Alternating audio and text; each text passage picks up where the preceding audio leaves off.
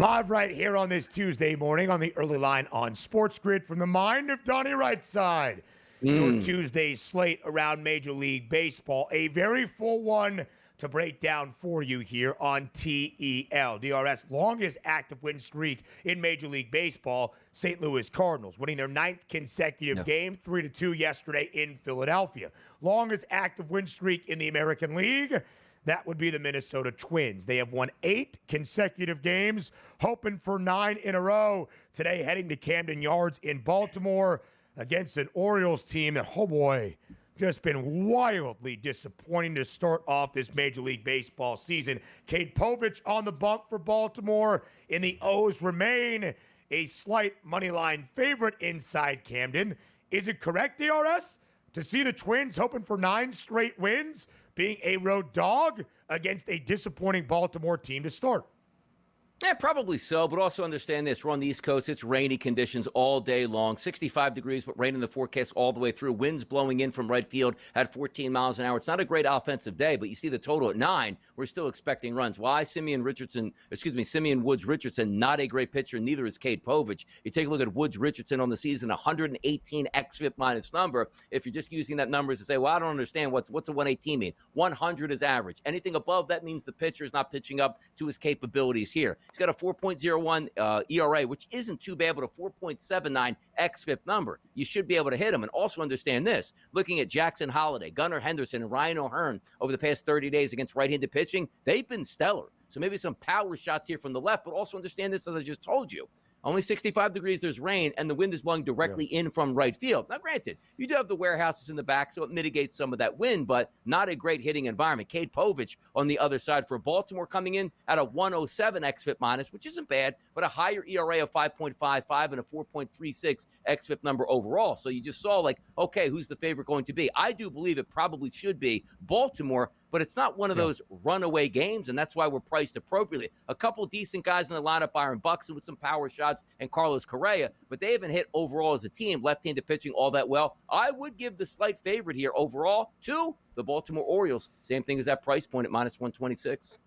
In DRS, it's not as though Minnesota got off to a flying start this year. Before this 8-game win streak, the Twins 13-20, 7 games sub 500. The Baltimore Orioles 10 games sub 500 before the weekend.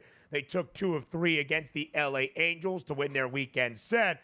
But again, still 15-24 right now for Baltimore. Minnesota back above 500, courtesy of these 8 consecutive wins. Next up, we go out to the Pacific Northwest. The Yankees winning the opener yesterday, plating 11 runs against the Seattle Mariners. Max Fried, who has been sensational in his debut year in pinstripes, hopes to continue that today. The Yankees a road favorite in Seattle, minus 142 on the money line. Limited total, the over-under stands at 7. What's the play tonight in Seattle?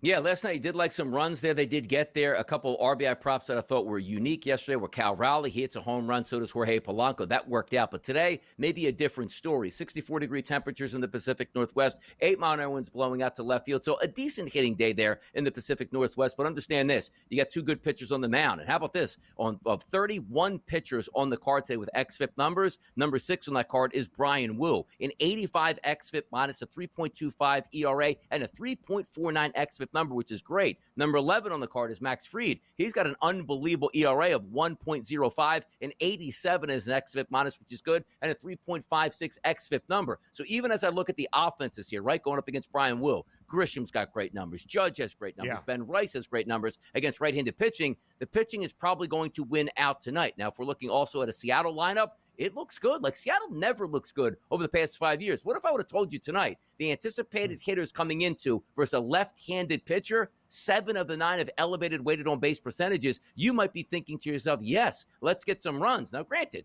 3-3 automatically gets you a push, and it doesn't sound like a lot, but I do see one of those games like 2-1 after 5 innings, bullpen hold it down, 4-3 final maybe, which isn't enough to get you the win if you take the over, but certainly you get the push with the 7. This is a tough one. I lean under in this environment, even though, as I said, we got some pretty good hitters, but usually the pitchers will win out in a pitcher's ballpark.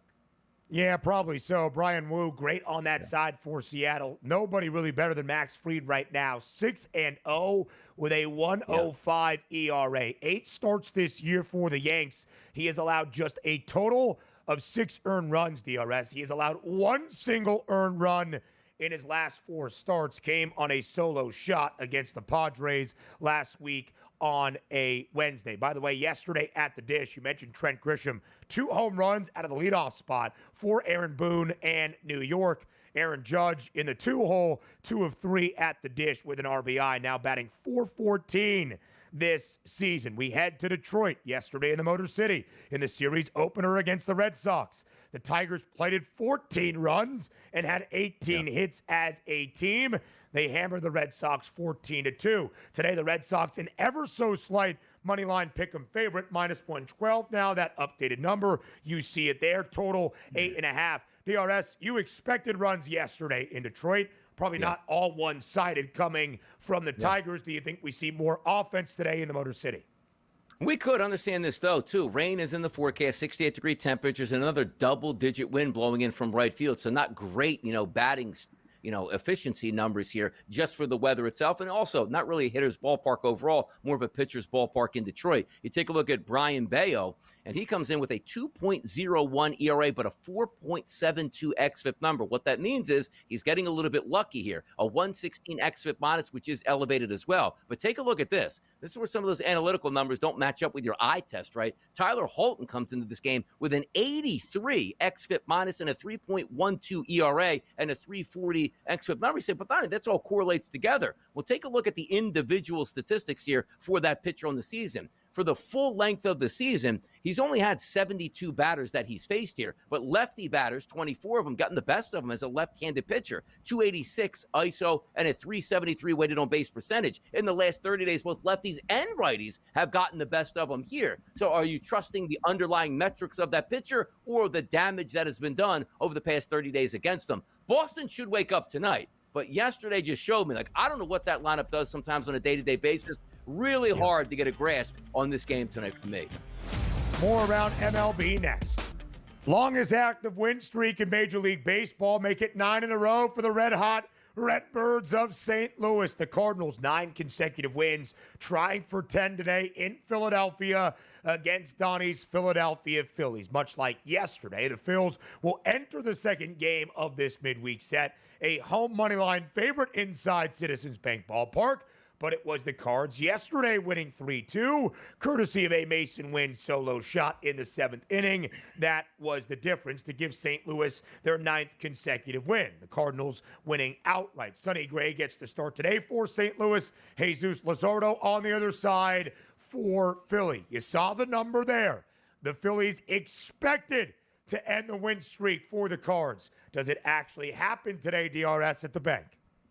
I don't know. Do we actually play the game is the bigger question here. Rain in the forecast all morning, all afternoon, and all evening tonight. We usually know how that typically plays out. 65-degree temperatures, wind blowing slightly out to left field at 11 miles per hour. More of a crosswind, though, from right foul pole to left foul pole. Yesterday, we did like the under, and that was a good hitting environment game, Ben. 70-degree temperatures, winds blowing out yesterday, still stayed under. And I think we get that same type of game tonight. Now, granted, if there is rain and they play, does that mean we get a rain delay, knocks these starting pitchers out? You're dealing with the bullpens, and your handicap goes up a little bit in smoke. We take a look at Jesus Luzardo on the card today of 31 pitchers ranked. He's number 3 with an xFIP minus of 81, an ERA of 2.11, and an xFIP number of 3.25. You take a look there at Sonny Gray. He comes in here with an 86 xFIP minus number and also a 3.50 ERA with a 3.45 xFIP number. 2 pitchers coming in very good form against 2 pretty good hitting lineups. I'm going the same direction I did yesterday. If it plays and we don't get delays, both of these pitchers should be in line for good performances, and maybe we're getting another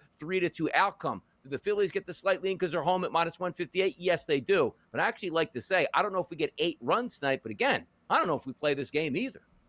Yeah, it's a good point, DRS. As you said, a lot of rain expected today and really tomorrow and even early on Thursday along the eastern seaboard here in the East Coast. Let's head out to the other coast by the bay in San Francisco. The Arizona Diamondbacks courtesy of Corbin Carroll, who hit 2 solo dingers yesterday against the Giants, beat the Giants 2-1 in the series opener between these divisional foes. Pretty tightly contested, we expect tonight as well. Brandon Pfaadt gets the start for Arizona. Robbie Ray on the other side for the Gigantes. Total 7.5 tonight out west. DRS, what's the play today between the D-backs and the Giants? Yeah, we'll take a look at Brandon Pfaadt coming into this game at a 92 xFIP minus, which you like to see. Comparable ERA 3.28 and a manageable xFIP number at 3.68. But pitching better as of late is Robbie Ray. He's still got a 104 xFIP minus, which is slightly above average. But you look at that ERA at a 2.84. Here's the problem that we have. 61-degree temperatures, San Francisco. The marine layer will be there. Even though, again, Donnie, 10-mile-an-hour winds blowing out the dead center field every single game. It's 10 to 15-mile-an-hour winds blowing out the dead center field. That's not a change in San Francisco, just where that ballpark is built and where the wind actually travels. But here's the issue I have with Arizona. We said, okay, Robbie Ray is pitching better. The one thing that they didn't do all that well is hit left-handed pitching, specifically over the past 30 days. You do have some guys with some high elevated ISO power numbers like Ketel Marte, Corbin Carroll, and Lourdes Gurriel, but the rest of that lineup leaves a lot to be desired here. You flip it back over to the other side with San Francisco and say, all right, where are they coming up with against right-handed pitching? Should be really good, right? Not necessarily the case. Yastrzemski, Chapman, and Ramos, all high numbers here, along with Willie Adames, but everybody else not so high. The walk rates, though, are pretty impressive for San Francisco if they can work that going up against Brandon Pfaadt. The only problem is Pfaadt doesn't work that many people here. Last 30 days, 4.8%. On the season, 4.6%. So those free passes aren't coming along. So once again, looking at this game, you know I love my overs. This game looks like an under as well, Ben. Yeah, 7.5 that total out in San Francisco. And two pretty good pitchers, at least in recording some decisions this year, DRS. 9 starters qualified around MLB with already 5 wins this season. Robbie Ray's got 5. Brandon Pfaadt tied for the league lead. He's got 6. Yeah.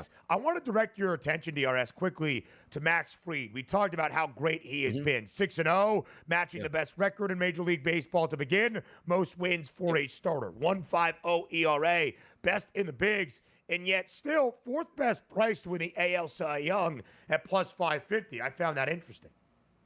Yeah, it is interesting because usually it's really an environment. How many strikeouts are you getting? And for Max Fried, he's been okay, 22% K rate. But in order to get that Cy Young, you want the low ERA, you want the high, super high strikeout numbers. But also, if you pile up wins, that always helps. And also, the extracurriculars, right? The Yankees are in it at the end of the season. You're pitching in more high leverage situations, and the public understands that as well. He's having a fine season so far. Just need to get those Ks up a little bit for him. That's all.